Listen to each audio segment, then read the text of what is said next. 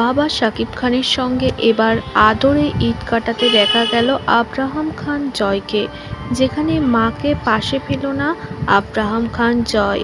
মা কিছুদিনের জন্য গিয়েছে দুবাই, তবে তিনি নিশ্চিন্ত, কারণ বাবার পরম আদরে রয়েছে শাকিব পুত্র আব্রাহাম খান জয়। তিনি সকাল সকাল এই ভিডিও দেখে একটি স্ট্যাটাসও দিয়েছে, যেখানে আবেগঘন হতে দেখা গিয়েছে অপু বিশ্বাসকে। বাবা ছেলের কিছু ছবি শেয়ার করে অপু লেখেন, 1000 কিলোমিটার দূরত্বে থেকেও আজ আমি নিশ্চিন্ত, কারণ আব্রাহাম তার পাপার পরম আদরে আনন্দে উল্লাসে ঈদ উদযাপন করল। এই বন্ধন আজ আমাকে আনন্দের অশ্রুতে স্নিগ্ধ করে। আমার সন্তানের বাবা নিঃসন্দেহে একজন শ্রেষ্ঠ বাবা।